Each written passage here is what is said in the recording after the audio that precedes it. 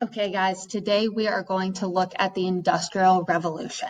We're going to be analyzing the roots of it, so how it all gets started, and you're probably going to want to take some notes during this lecture. Okay, so going way back in time, right after the American Revolution, the US transitions and becomes a capitalist country. This is really important when talking about industrialization. So what is capitalism? Well, it's an economic system where individuals are trying to make as much money as they can. So it's not the government or the state that's owning these businesses. It's individual people who are maximizing profits. Let's look at an example. Your mom has an idea for a shoe design. It's going to revolutionize the shoe world. So your parents start a business and it does really well because people love the shoe. It's doing so well that they can't handle all of the work themselves. They go out and they hire 10 new workers. Their products are still flying off the shelves. And those 10 workers are making money. Your parents are paying them, so they become richer. And then those 10 workers are able to go out and spend the money that they earned on other things and on other businesses. This helps the economy grow. That's the idea behind capitalism. You spend money, you make money. You spend money, you make money. In order for capitalism to work at all, you need people who are going to start businesses. And those people are called entrepreneurs. They're the ones with the ideas on how to maximize profits. So that's Mark Zuckerberg and Facebook, Jeff Bezos and Amazon, Steve Jobs and Apple. And entrepreneurs engage in commerce. Commerce is when businesses work with other companies. So your mom's shoe business, if she needs leather, she has to go buy leather from somebody. All of a sudden, that leather company is making money off of your mom because they engaged in commerce. And commerce depends on infrastructure. Those are the links between companies within our society so that materials can get from one business to the other, so that products can get from a business to a store. It's how I get to work in the morning, right? I need roads and my car to be able to get from Columbus into Marysville. Okay, so what does all that have to do with the Industrial Revolution? So the Industrial Revolution is a complete change in how people work, live, communicate, and move. And it's all because capitalism soars. It takes off during this time. So looking at the roots, we need to first look at the first Industrial Revolution, the beginning stages, which are in the mid 1700s to the mid 1800s. And this begins in England and then later moves to the US.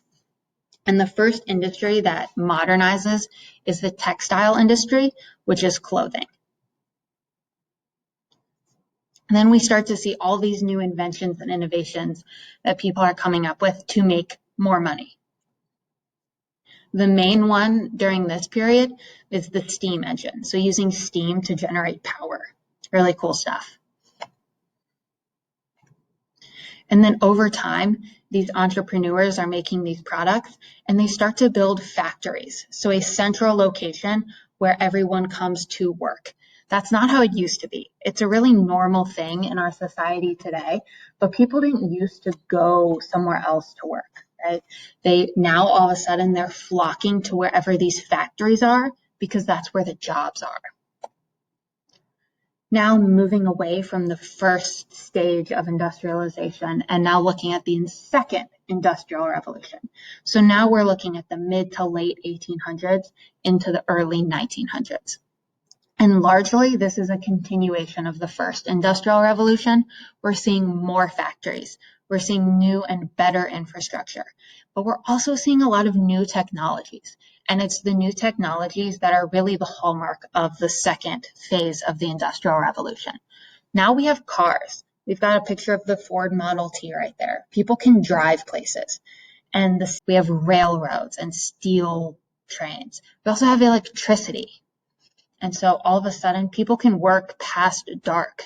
That's crazy. All of these new technologies are game changing. And just like people started to have to move to factories in the early years, this continues even further. We see urbanization explode. People are flocking to cities, and cities become really, really crowded, as you can see in the picture right next to there. Okay, we also have really powerful capitalists form some monopolies.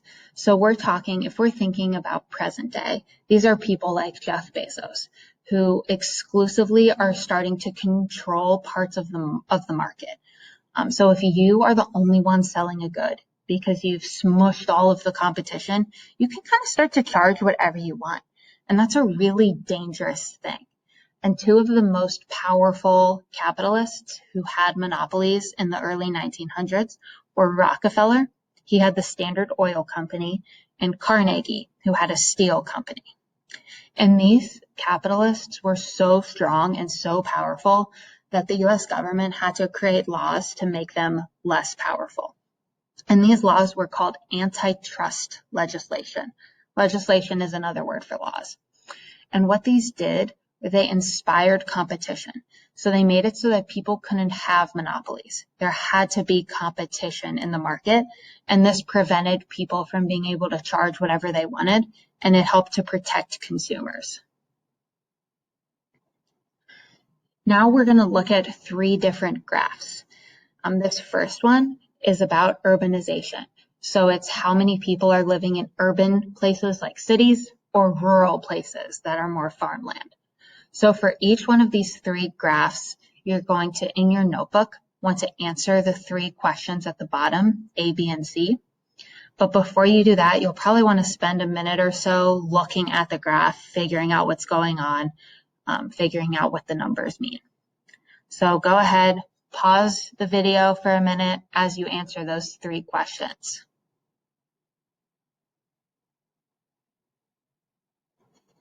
Okay, the second graph we're going to look at is the total number of workers.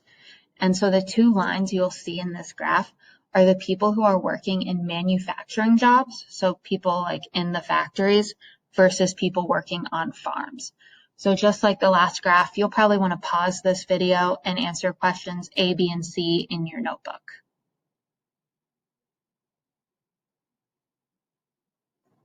Okay, last graph. This is showing the amount of railroads that are in operation. So here we can really see the explosion of infrastructure that we talked about. So just like the last couple, go ahead, pause the video, answer questions A, B, and C in your notebook.